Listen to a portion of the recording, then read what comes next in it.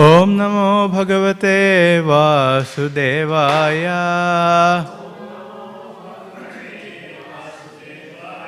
Om Namo Bhagavate Vasudevaya.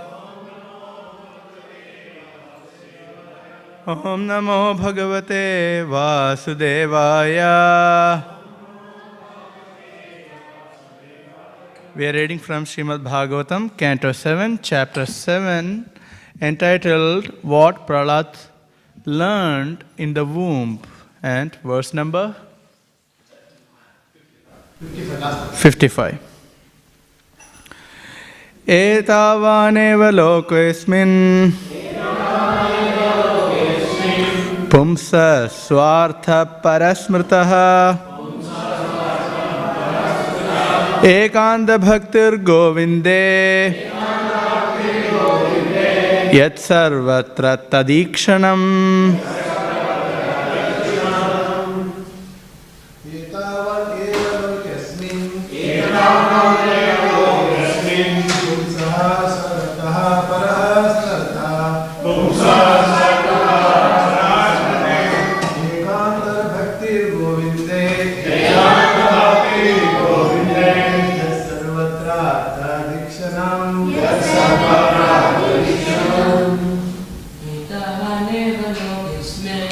Etavaneva lokesmin pumsa swartha parasmrta ekanda bhaktir govinde yat sarvatra tadikshanam. Ekavaneva lokesmin pumsa swartha parasmrtaha ekanda bhaktir govinde yat sarvatra tadikshanam. Mataji.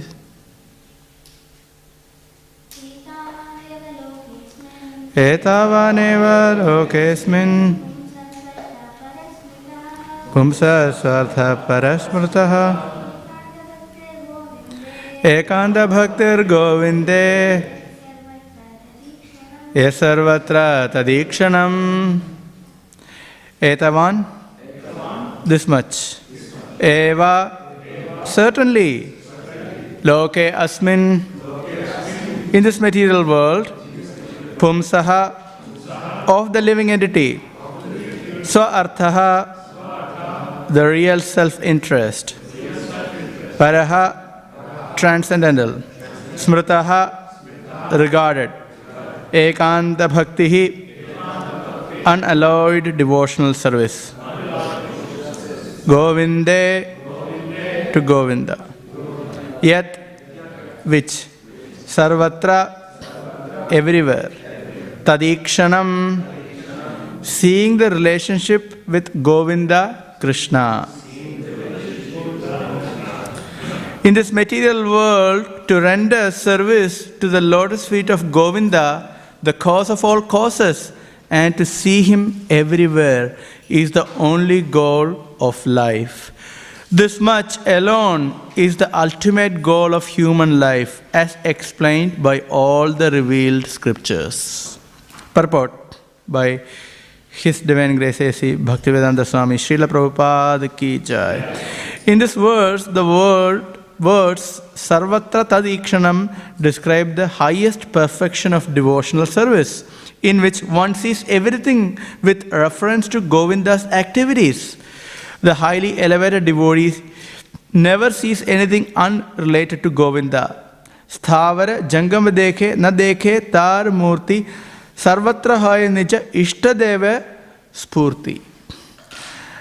The Mahabhagavat, the advanced devotee certainly sees everything mobile and immobile, but he does not exactly see their forms. Rather, everywhere he immediately sees manifest the form of the Supreme Lord. Chaitanya Charitamrita Madhyalila 8:274. Even in this material world, a devotee does not see materially manifested things. Instead, he sees Govinda in everything. When he sees a tree or a human being, a devotee sees them in relation to Govinda. Govindam Adi Purusham. Govinda is the original source of everything. Ishvara Parama Krishna Sachidananda Vigraha Anadiradur Govinda Sarvakarana Karanam. Krishna, who is known as Govinda, is the supreme controller. He has an eternal blissful spiritual body. He is the origin of all. He has no other origin, for he is the prime cause of all causes. Brahma Samhita 5.1. The test of a perfect devotee is that he sees Govinda everywhere in this universe, even in every atomic particle. Andandarastha paramanu chayandarastham. This is the perfect vision of a devotee. It is therefore said, Narayanam ayam dhira pashyanti paramardhinaha jagat dhanamayam lubdha kamuka kamininam. A devotee sees everyone and everything in relationship with Narayana. Narayana ayam. Everything is an expansion of Narayana's energy, just as those who are greedy to see everything as a source of money making, and those who are lusty see everything as being conducive to sex. The most perfect devotee, Prahlad Maharaj, saw Narayan even within a stone column. This does not mean, however, that we must accept the word Daridra Narayana, which have been manufactured by some unscrupulous person. One who actually envisions Narayana everywhere makes no distinction between the poor and the rich. To single out the Daridra Narayana or poor Narayana and reject the Dhani Narayana or rich Narayana is not the vision of a devotee. Rather, that is the imperfect vision of materialistic persons. Thus end the Bhaktivedanta purports of the 7th canto, 7th chapter of the Śrīmad Bhāgavatam, entitled What Prahlad Learned in the Womb. Om Ajnanatimiranthaśya Jnananjanashalakaya Chakshurunmilitam Yena Tasmai Shri Gurave Namaha. Shri Chaitanya Manobhishtam Sthapitam Yena Bhutale Swayam Rupa Kadamahyam Dadati Swapadantikam Vandeham Shri Guru Shri Yuta Patagamalam Shri Gurun Vaishnavamscha Shri Rupam Sagrajatam Sahagana Raghunathanyitam Tam Sajivam Sadvaitam Savadhutam Parijana Sahitam Krishna Chaitanya Devam Shri Radha Krishna Padan Sahagana Lalita Shri Vichaghanutamscha. He Krishna Karuna Sindho Dinabandho Jagatpate Gopesha Gopika Kanta Radha Kanta Namostute Tapta Kanjana Gaurangi Radhe Vrindavaneshwari Vrishabhanusute Devi Pranamami Haripriye Vanchakalpatarubhyascha Kripa Sindhubhya evacha Patitanam Pavanebhyo Vaishnavebhyo Namo Namaha. Jai Shri Krishna Chaitanya Prabhu Nityananda Shri Advaita Gadadha Shri Vasadi Gaura Bhakta Vrinda. Hare Krishna Krishna Krishna Hare Hare Hare Rama Rama Rama Hare Hare. Hare Krishna. This is the conclusive verse of this chapter, wherein Prahlad Maharaj is instructing and informing his classmates about what he had learned in his mother's womb. He was stuck in the womb of his mother, but he learned all this from the mouth of Narada Muni, who was preaching to Kayadu. And in the womb, Prahlad Maharaj learned everything, and this is the conclusive verse. So from this we can understand how important this verse is. Here it is mentioned that for the human life, this is the ultimate conclusion of the human form of life. What are they? There are two things which are mentioned. What are they? This is the real purpose, the ultimate goal of human form of life. There are 2 points. Okay, the ability to see Krishna everywhere. Okay, full marks. And to render devotional service unto his lotus feet. 2 points. Think about this is the conclusion. So we can see that Prahlad Maharaj had spoken about so many things, but now he is coming to the point. Render devotional service unto the lotus feet of Lord Govinda and see him everywhere.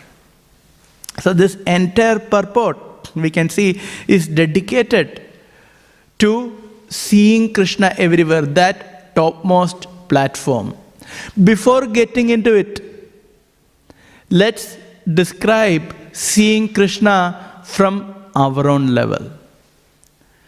All devotees are meant to perform pure devotional service progressively.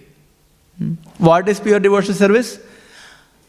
Anyabhilashita shunyam jnana karmadhyanavritam anukulyena krishnanushilanam bhaktir uttama. Isn't it?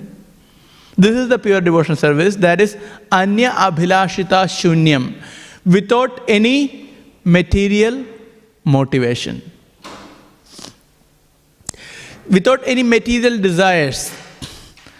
But even in that, there are conditions that apply. What is that condition?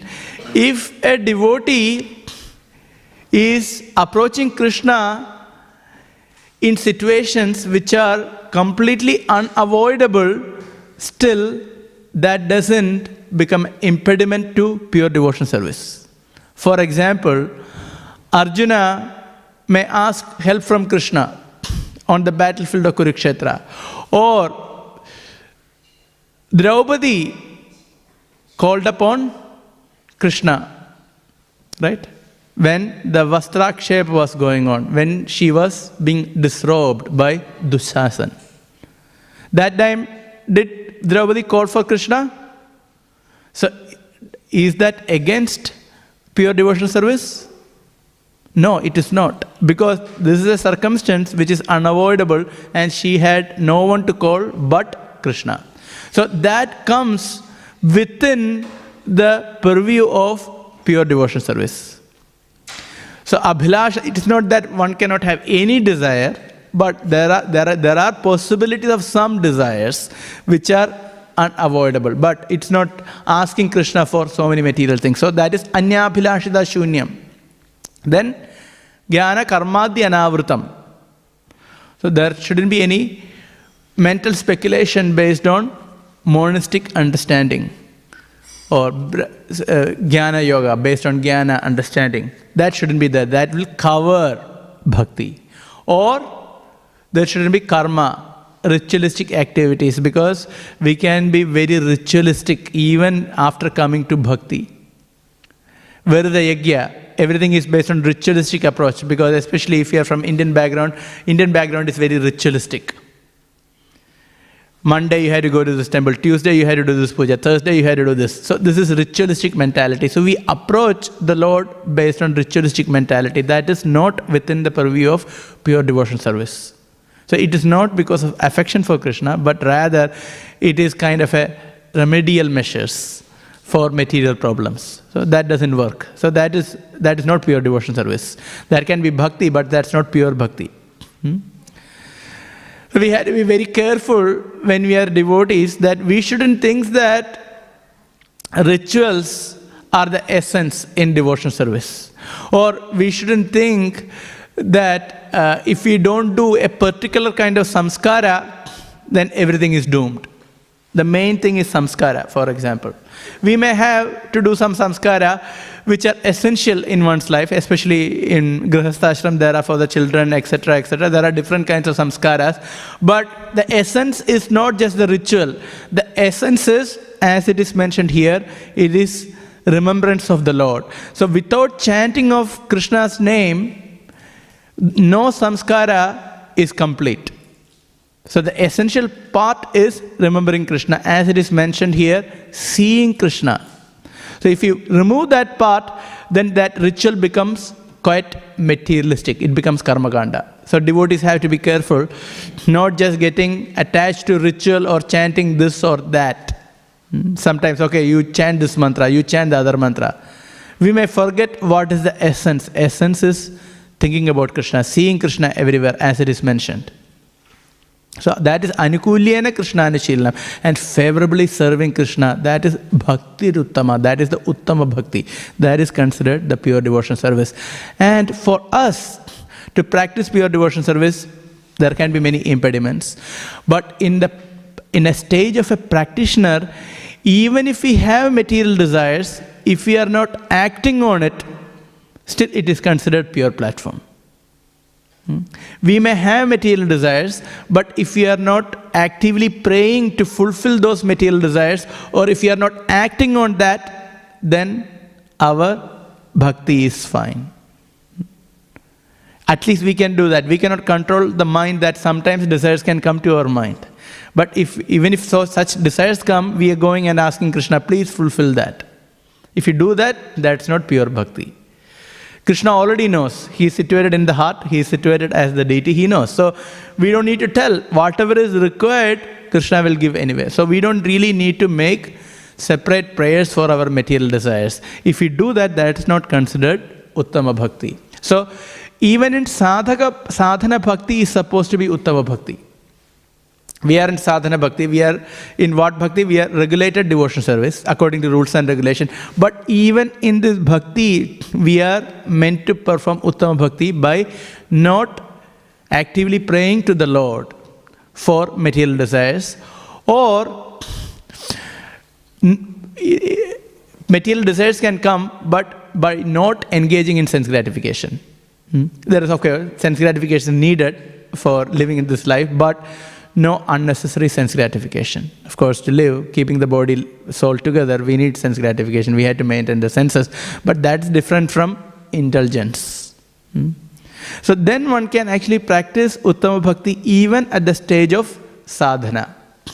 And what are the two principles of sadhana bhakti? The cornerstone of sadhana bhakti or regulated devotional service, which is very much related to this verse. This verse is primarily speaking on the highest platform, but as a sadhaka, definitely two principles are very important. What are they? No, that's not the one which is mentioned in this verse. Seeing Krishna everywhere, yes, but what is the instruction in relation to sadhana bhakti as given in Nectar of Devotion? Who can tell? It's very simple, very much related to this verse. Hearing? No. It is exactly same as seeing Krishna everywhere. Remembering, yeah. What is that? What is the full definition? Exactly. Smartavya satatam Vishnu vismartavyona jatuchit.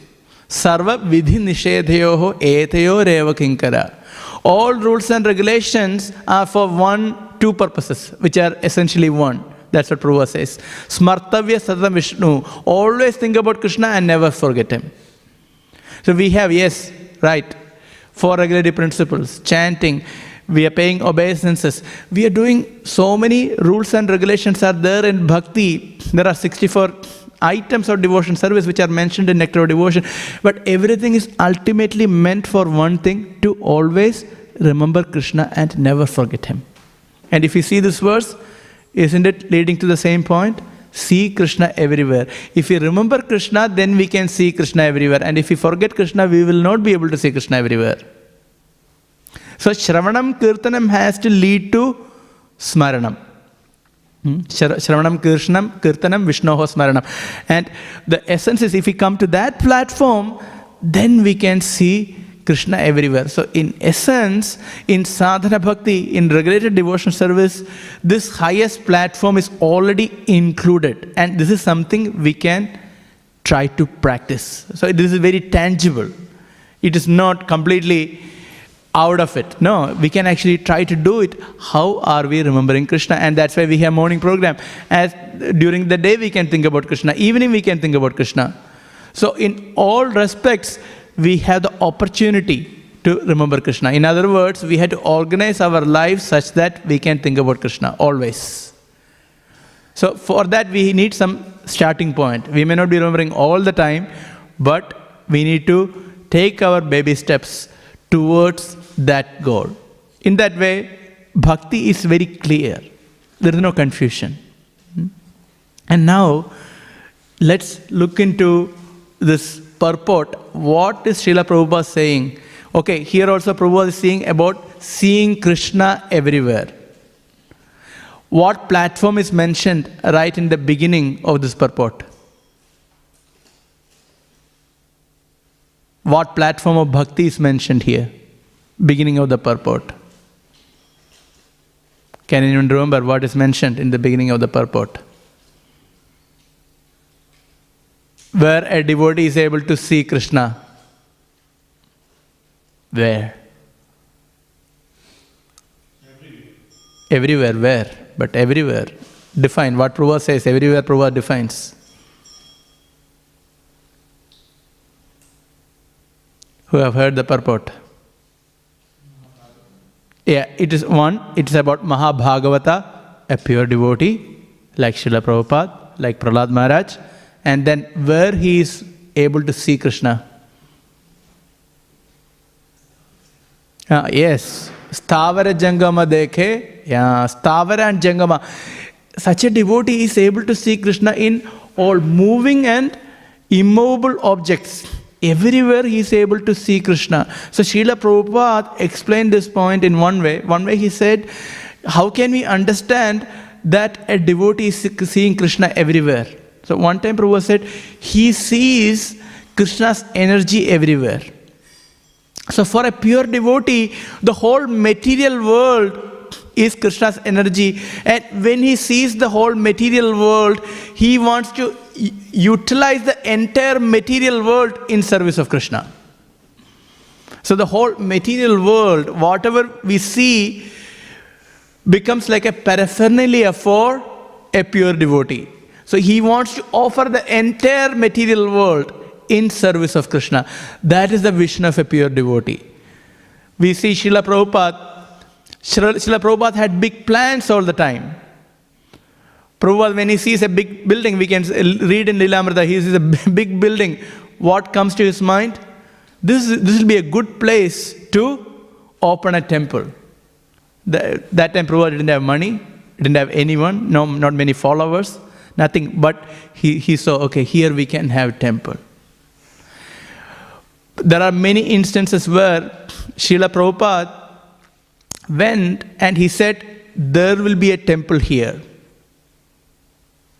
In Bombay, not the Juhu temple, of course, Srila Prabhupada really wanted the temple. In fact, he worked very hard, fought hard to get that temple. But in Chaupati, after one program, now Chaupati, Grand Road, there is a temple, Radha Govinda temple, there was nothing there. Prabhupada, he pushed his stick to the ground and he said, there will be a temple here. That's all he did. Can you imagine? There will be a temple here. And we can see in due course of time, there is a flourishing temple there. So this is the potency of a pure devotee. He can see these things. And he's seeing Krishna, he's seeing devotion service everywhere. We know this famous story again from Lilamrita where Prabhupada was sitting in the park with no one, and he was practically got kicked out from his residence where he was sharing, and the tram conductor was sitting next to him. Prabhupada said, I have so many devotees, there are so many temples. And then finally he said, only time is separating me from those. So this is the vision of a devotee. A devotee is not limited to time, pure devotee, not limited to time, not limited to space. He is seeing Krishna everywhere. And he is seeing opportunities to serve Krishna.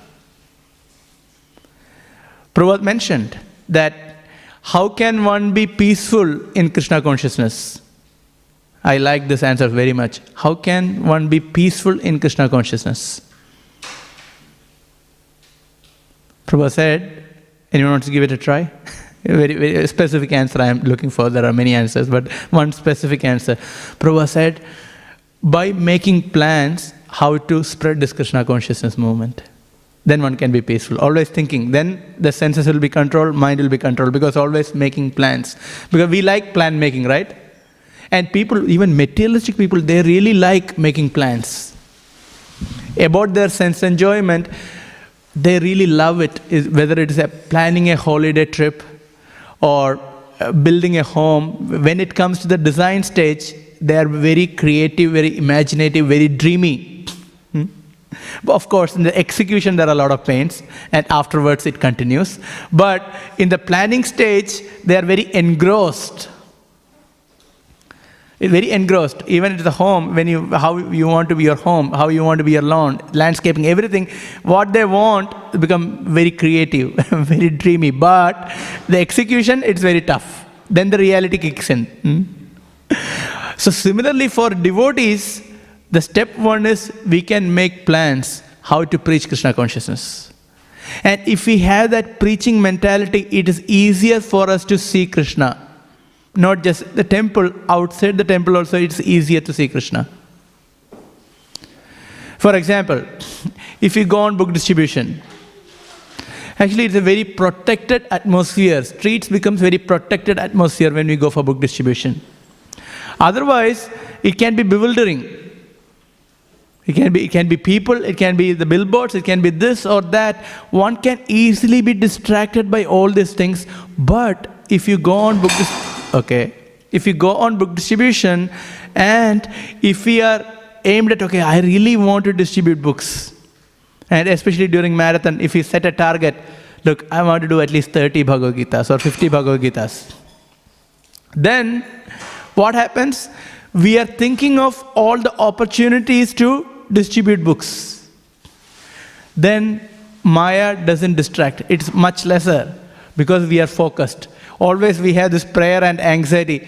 Is this person going to stop? Is this person going to take a book? How many books have I done? Who can I stop next? So the mind is completely absorbed in preaching, and even if you don't distribute books, still it is very beneficial because we are focused on Krishna and we are focused on Krishna's service. So this is seeing Krishna. So that time, wherever we look, we see, is there any opportunity to distribute books? And especially, I really don't like to go to shopping malls. I feel it's very draining. Even if I go for shopping, I find it very draining, seeing the whole thing and, finding a thing which I want to buy. It's very draining. But when you go on books, we don't get affected by anything. It's a completely different experience. We just see who is coming, who is getting out, who is going to the car, what's happening, is there a security. So the mind is occupied completely. And so it can be intense, but at the same time, afterwards, it's very pleasurable, isn't it? The intense time in Krishna service, let it be book distribution, let it be Janmashtami organization, let it be anything. While going through, we are praying, we feel it very intense. But afterwards, we see, it was such a good time. And most of the time, the intense times are the most pleasurable and memorable times in our devotional life. Some of the, even catering. I remember when I went for the first catering, many years back, and I was trained to do kofta bowls, So throwing in the oil, that was the training. And we didn't expect it's going to be a big catering. So we all went there, and it was Pyramid Rock, It didn't last for very long, that rock festival. So we went, it's all, teens to, maybe 20s, very young adults. And it was getting so busy because there were only 2 caterers. So you can imagine, thousands of people were there, and there were only 2 caterers. And we were one of them. And from the beginning, there was a long queue, like this temple room, always. And I was the only one to do koftas. And I'm doing it for the first time. And I'm just throwing and getting speed, just doing it. And it was so many people, so 2 walks. So I had to finish 1 walk, then move to the next walk, and go back and forth. And it was like continuously going. I was thinking, what's really going on? And someone was helping, but still, morning till night went on. And night, maybe 11 o'clock or 12 o'clock, I finished, and I went to the tent and about to sleep. My hand is not moving. It is so painful. And next day, the same thing. And we came to the point we wanted to market more. So even if people are not there, we are filling the tubs and going out and distributing koftas to bring them for our feast plate. Same thing, same formula all these years. This was probably 16 or 17 years back. And then, but the point is, it was quite intense. And we made, that time it was the biggest we made, in that season. After many years, we didn't cross that amount of Lakshmi that we collected. But the point is, after many years, we still remember it was such a good time. It was such a good time. While going through it was intense, but it was such a good time. So this is how the devotion service, it is very memorable. It is really gives fulfillment to the heart. So by serving, by making plans how to serve Krishna, we can actually remember Krishna. So this is the mentality. I remember hearing from Vaisheshika Prabhu and Naveen Nirada Prabhu regarding book distribution. Both of them mentioned they always carry a book with them, always, wherever they go. So by doing that, the consciousness is changed, isn't it? Naveen Nirada Prabhu, one day he was telling he went for morning walk. He was here. He was doing some training sessions on book distribution, Naveen Nirada Prabhu. And he went to Beach Road for morning walk and chanting. And he said he had small books with him because he didn't want to carry so much because it's heavy. And it's not his book distribution walk. He's just walking and chanting early morning, maybe 6 o'clock or so. He said he met a person who was looking at his car, a brand new, very new BMW. You can see the car, so he was completely absorbed in the car. So Prabhu said, when he saw that, generally we may think, as devotees also we can get attracted seeing a new BMW. Look good. Maybe I should get it. Or if I can get it, it would have been nice. Because I can take devotees to the temple. Which is a side excuse. I have heard this from devotees. I bought a big expensive car. Why? Because then I can take devotees to the temple. But actually you're buying for your own enjoyment. Devotees to the temple is only side benefit. Okay, it's good. So if we see a car, one may think like how it is going to be for my enjoyment. But Prabhu said, when he saw that he was so much into the wheel, so many things on the wheel, I don't know the details. So he started asking about this car. Is this your car? Immediately he became very happy. Yeah, this is my car. Oh, what is that? Immediately he gave a lecture, 5 minutes lecture on the wheel. Then he became very happy. He got very much satisfied because he has got his new car and somebody is paying notice to this and kind of appreciating. And then he gave a book, a small book, and he gave whatever donation he had. Can you see? So the mentality, so when we go out, if we have that spirit of preaching, then it is easier to see Krishna everywhere. So even a sadhaka can practice this. The point is a sadhaka can practice this. So this is how we make advancement. We see all this Stavara Jangama Dekhe and we think, oh, yes, it is for the advanced devotees, so I don't have to do anything. This is the kind of natural conclusion we make arrive because of our conditioned nature. It's for pure devotees. For us, seeing Krishna everywhere, not important. But see, Krishna is emphasizing this right from Bhagavad Gita, not at the end of Bhagavatam. We will discuss that a bit later.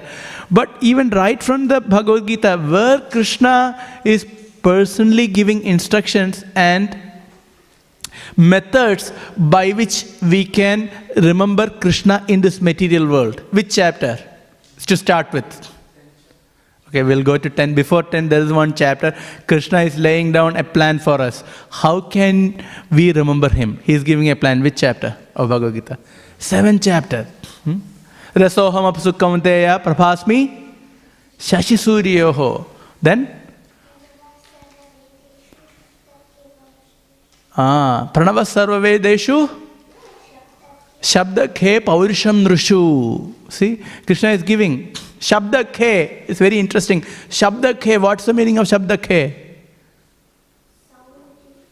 Exactly, that's right. Shabda khe. Khe means, gha means ether. Shabda khe. The sound in the ether, who is this?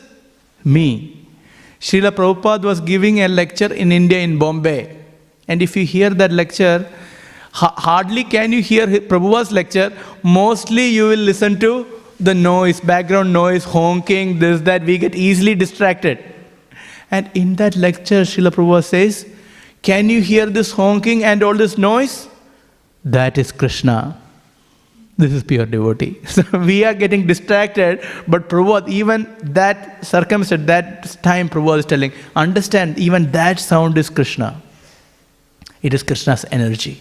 So this is the vision of a pure devotee. And so the point is, right from the 7th chapter of Bhagavad Gita, Krishna is laying down a plan for us. If you want to remember me, wherever you go, wherever you see my energy, start connecting them to Krishna.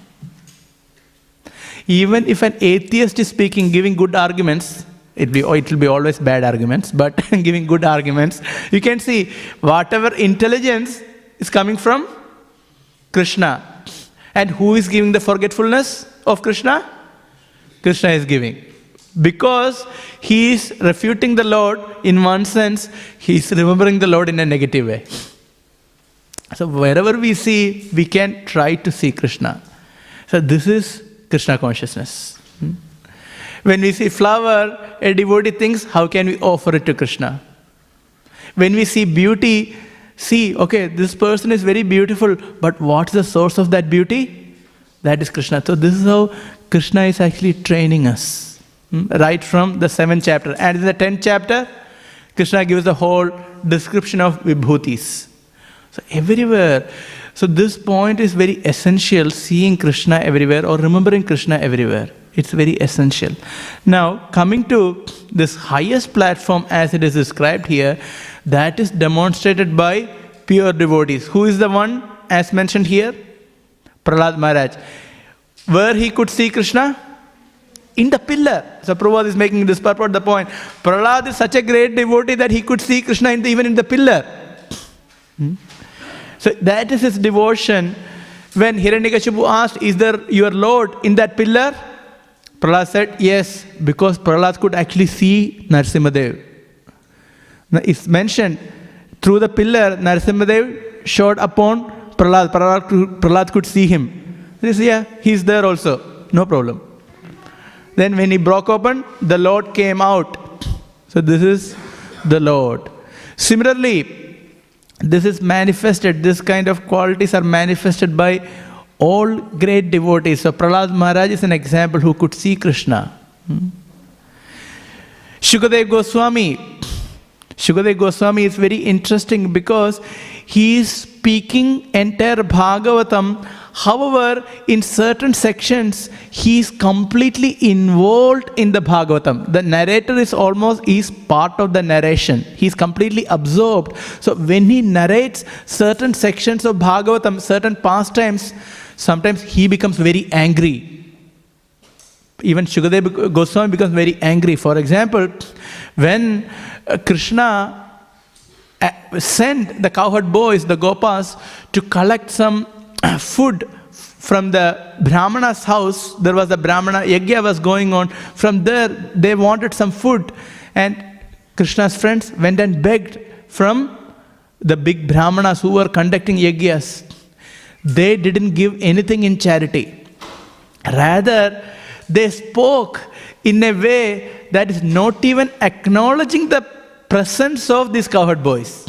Just brush them aside. So even this kind of situation, even Shukadev becomes very angry because he is completely in touch with Krishna. And when it comes to section where gopis are hearing the flute sound of Krishna, Shukadev Goswami gets into the mood of gopis and he narrates different verses. Why? Because gopis couldn't speak because they were completely stunned in ecstasy hearing the flute sound of Krishna. But at the same time, Shukadev Goswami covers that. He gets into the mood and he narrates verse. That is the Barhavitam verse. Barhavitam Nadavarepu Karnayo Karnikaram. The description of Krishna in the mood of gopis by Shukadev Goswami. So while speaking, he is completely inside the pastime of Krishna. So much so that he cannot even utter the name of Srimati Radharani. Because if he uttered the name of Srimati Radharani, he would faint. Because he is the Shuka, is the parrot. in the spiritual world who has witnessed all the pastimes of the Lord. So this is the position of great devotees. Gauranga Mahaprabhu, when he appeared here, he was manifesting the Mahabhav. We know when he was in Jagannath Puri, that was the time he was completely absorbed in the mood of Srimati Radharani, and there he was manifesting his Mahabhav. When Mahaprabhu saw a sand dune, Chatak Parvat, it's called Chatak Parvat. We can read in Sri Chaitanya Charitamrita. When he saw a sand dune, he was reminded of Govardhan Hill. And he just dashed towards the Chatak Parvat. Can you see? He was seeing Krishna. He was seeing Krishna as the Govardhan Hill. And he just ran towards that. And he wanted to embrace. So this is the nature of pure devotion. Of course, this is on the highest platform. They cannot resist. They are reminded of Krishna at everything in this material world. And that is the nature of pure devotees, especially on the topmost platform. It is mentioned about Madhavendra Puri. We know Madhavendra Puri, who brought the seed of Madhurya Bhakti to this world. Madhavendra Puri, who is the spiritual master of Ishvara Puri, the Param Guru of Sri Chaitanya Mahaprabhu. When he sees the cloud, dark, deep, dark cloud, he goes into ecstasy, he collapses because thinking about Krishna. And if we see the cloud, what happens? Nothing. We can go out and see cloud. Today is a cloudy day. Nothing happens to us. But for a pure devotee, he's thinking about Krishna and so much absorbed that one is collapsing. So that is the description given in Śrīmad Bhāgavatam.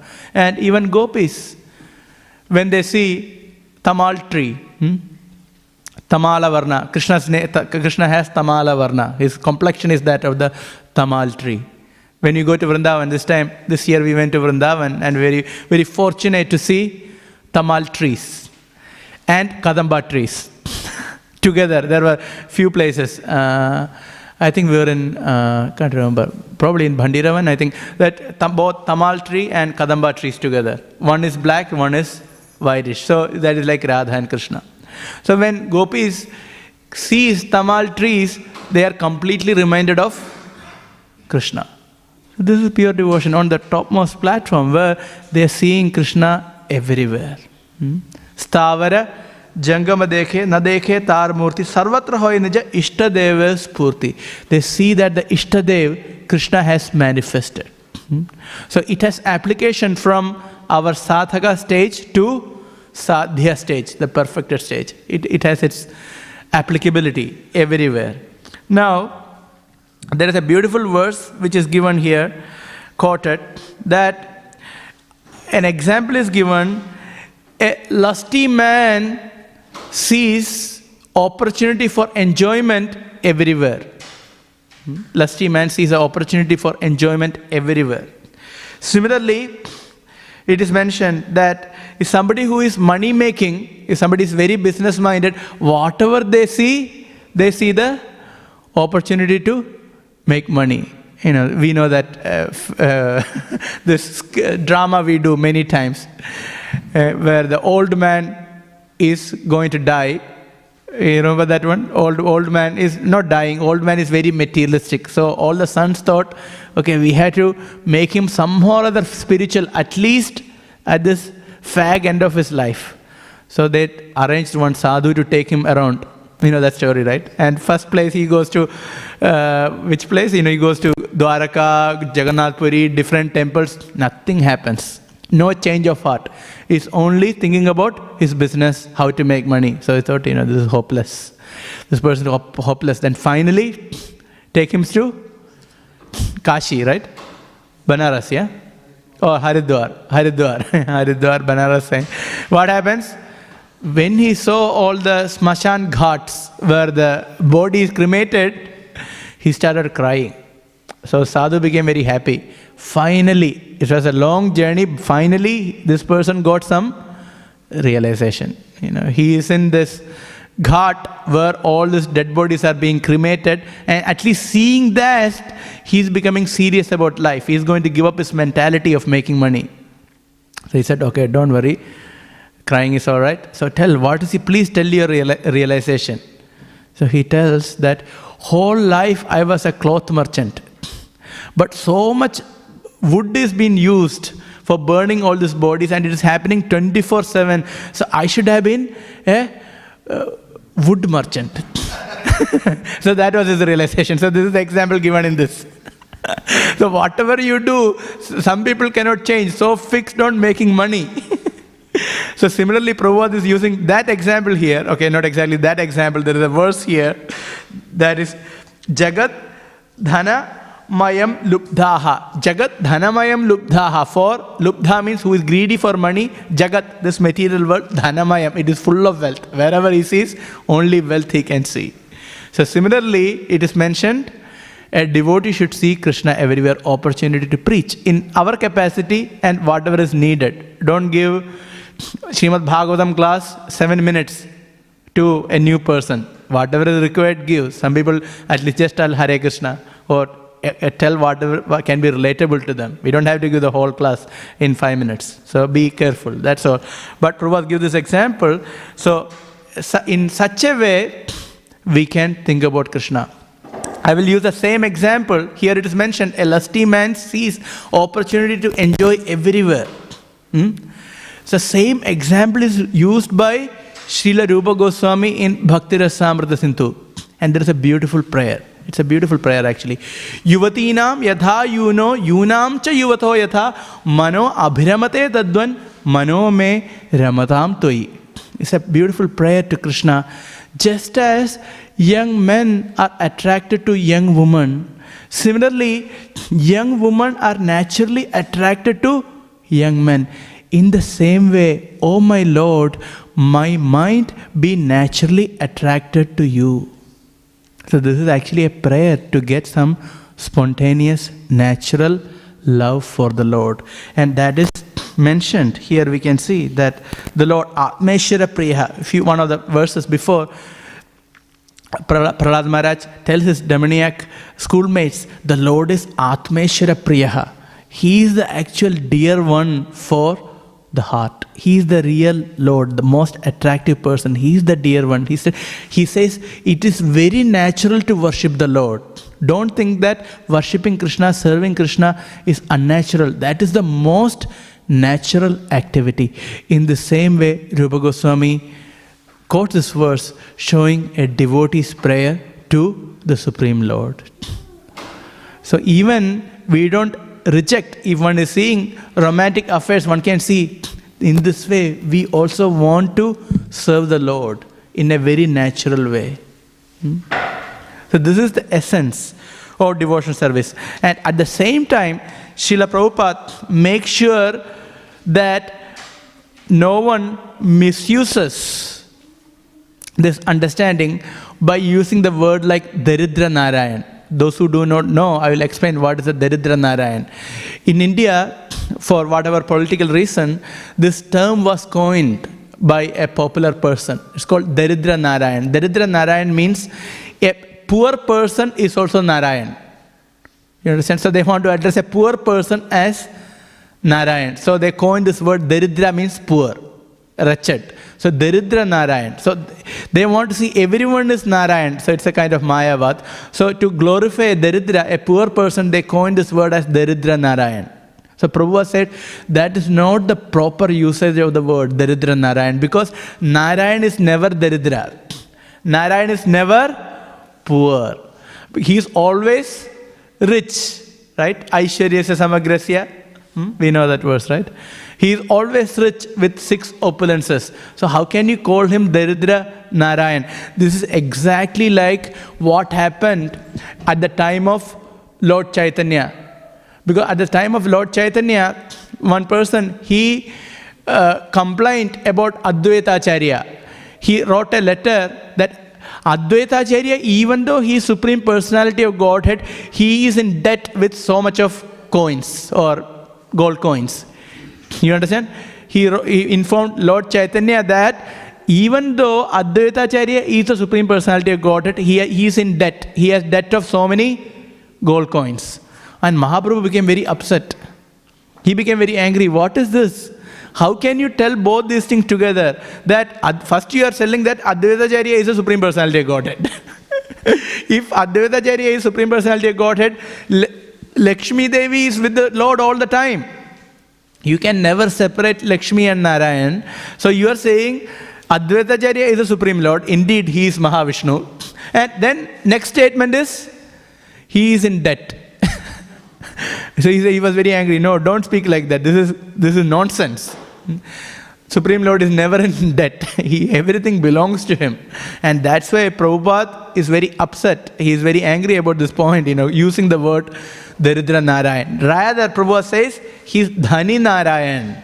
Dhani means rich. He is always rich. That's why Śrīman Narayan. Śrīman means he has all Shris with him. He is always rich. So in India, many times these kind of terminologies are developed because of lack of understanding. For example, Harijan. Those who belong to lowest class, because of political reason, people want to call Harijan. Prabhupada said, no, Harijan means everyone is Harijan. Actually, Harijan is the greatest devotee is Harijan. Don't call Harijan as just the lowest in terms of caste or creed. Don't call them as Harijan. Harijan is actually pure devotee is Harijan. So Prabhupada was very careful how these terms are used, and Prabhupada wanted them to be used properly. No, don't misuse this philosophy. Yes, seeing Krishna everywhere doesn't mean that we all become Krishna. Prabhupada is very careful. Or we don't say that a stone is Krishna just like that. No. Stone is Krishna's energy. And deity, and Prabhupada is very clear, deity is not stone. After installation, matter is transformed into spirit. So Prabhupada is very clear and very precise when he presents the philosophy, so that we don't get carried away by all these different kind of propaganda which you can find all the time. So in essence, today we heard about the conclusion of this chapter, which is rendering devotion service and seeing Krishna everywhere, that we can practice right from the beginning of devotion service. And that is our aim. So thank you very much. Is there any questions or comments? Okay, please use the,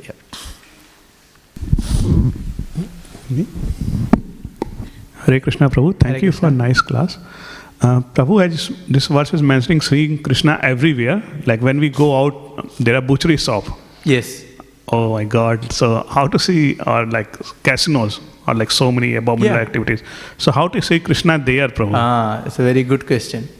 How can we see Krishna where sinful activities are going on? So if that is going on, which chapter of Bhagavad Gita can you remember?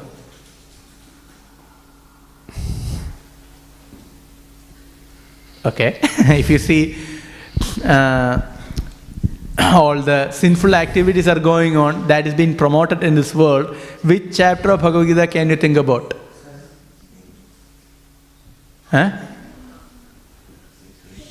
16. What's the title? Exactly, the divine and demoniac nature. So please cease instructions of Krishna when those activities are going on. Ishvaroham aham bhogi. I am the Ishvara, I am the controller, I am the bhogi, I am the enjoyer. So I will do anything I will do anything for my enjoyment. And if somebody is coming against me, I will kill.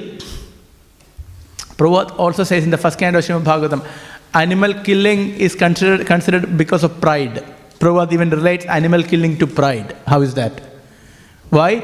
One thinks that I am meant to live in this world and I can live at the cost of anyone. So these animals, they are meant for my pleasure. This is pride, Prabhupada says. It's pride. So we have to see philosophy in these kind of places. Does that make sense? So in that way, it is possible to see based on philosophy given in Bhagavad Gita. Okay. Yeah. Thank you, Prabhu. Thank you. Yeah. Hare Krishna. Hare Krishna. Prabhu, you mentioned that for the pure devotees, they see Krishna everywhere. Yes. And they're not separated from Krishna at any moment.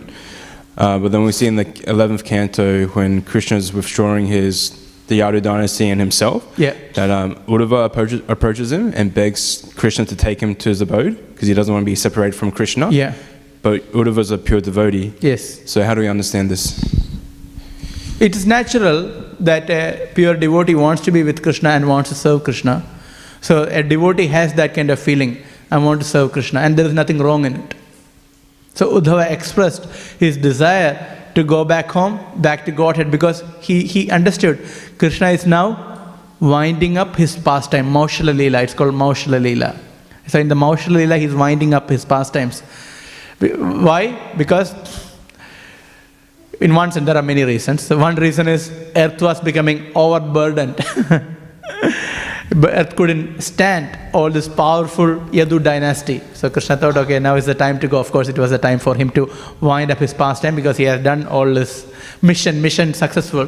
So he wanted to go. So naturally, Uddhava, being very intimate to Krishna, and he was not killed in the big fight happened among the Yadu dynasty. Uddhava, nothing happened to Uddhava. So Uddhava approached the Lord and he wanted to go. So that's a natural desire because of affection. But here is the point. What did Krishna instruct? You don't know? What was the instruction of Krishna? Uddhava wanted to go with Krishna to the spiritual world. But what was the instruction of Krishna to Uddhava? The main. He asked him to do something. Who knows Bhagavatam? Little bit. Remembers? No? But you remember Badrikashram? Yeah, now you remember. Krishna wanted Uddhava to go to Badrikashram and preach Krishna consciousness. He wanted, because the sages in Badrikashram, they couldn't get the association of Krishna.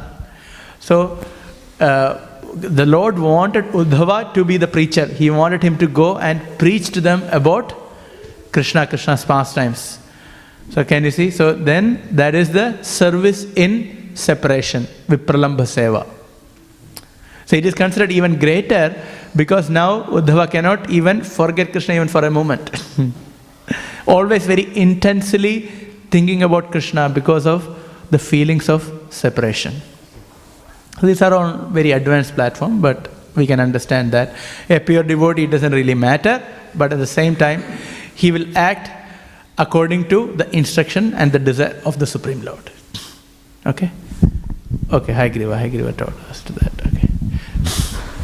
Hare Krishna Prabhuji, thank you for the wonderful class. My question was, in the translation it says, to render service to the lotus feet of Govinda is the cause of all causes. Yeah.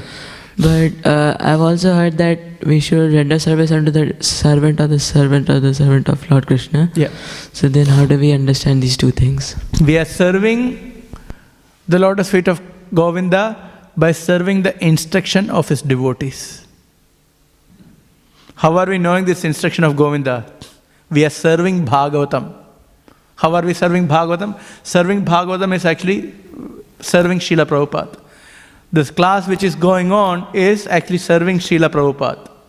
Because this Bhagavatam class is being instituted by Srila Prabhupada. So by hearing Śrīmad Bhāgavatam, by speaking Śrīmad Bhāgavatam, we are serving Srila Prabhupada. By worshipping the deity, we are actually serving Krishna directly, and at the same time we are serving the instruction of Srila Prabhupada. By preaching, we are following the instruction of Srila Prabhupada, and at the same time, we are doing that rendering service at the feet of the Lord. Can you see? So both go simultaneously. Yeah. What's your question? Hare Krishna Prabhuji, thank you for the nice class. Prabhuji, you mentioned the two aspects of how we should always remember Krishna and never forget him. But Prabhuji, I was wondering, why do we call it as like two things? Because isn't it that the same thing? Because if you're not going to forget Krishna, you're always remembering him. It is emphasizing. So the Vedic way of saying many things is what is to do, and then one way is not to do. That is vidhi and nirodha. And here, that nirodha, which is Don't forget. Forgetting is nirodha. We shouldn't do. So he's telling, don't do that. In that way, we are emphasizing the importance of remembering Krishna. It is to emphasize. Because otherwise we can very easily forget. Yeah.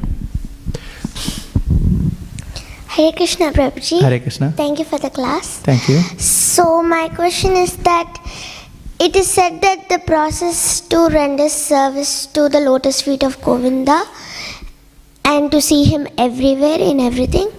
So that's the highest method of worship to him. So, but in 8th canto, 7th chapter, where Lord Shiva drank the poison, it is also said that whoever takes the voluntary suffering of the suffering in people of general, correct. That's also called the highest method of worship. So how do we understand this? My one question is, where here is mentioned it is the highest form of worship here? Is it mentioned highest form of worship in this verse? Like you said that this is the highest method. Yeah, because that is the ultimate goal. The ultimate goal. But these two are not contradictory. So yes, in the 8th canto it is mentioned that it is the highest worship of the Lord if one is ready to voluntarily accept other suffering, right? So that is what we are telling, that is actually preaching. Preaching means we see that others are going through difficulties, we may also be going through, but we are taking some pain to reach out to them and to help them to be Krishna conscious. So both are not contradictory. Thank you, Prabhupada. Okay, thank you. Hare Krishna. Grantharaj Śrīmad Bhāgavatam ki, Srila Prabhupada ki.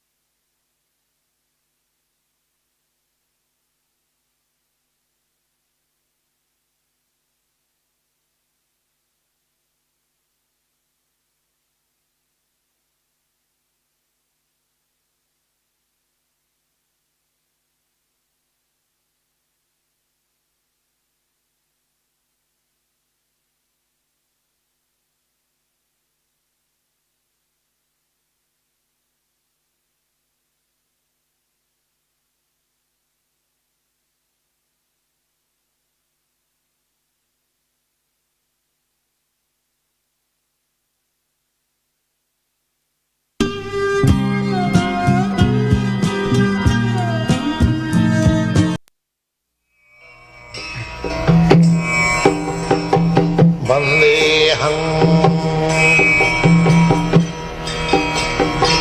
Shri Guru Shri Juta Padakamalam Shri Gurun Vaishnavanstam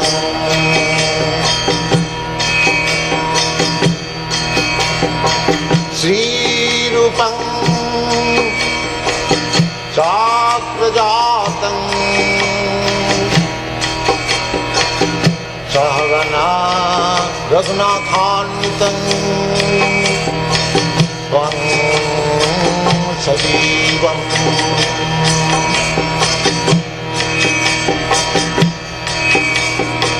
Sadvaitam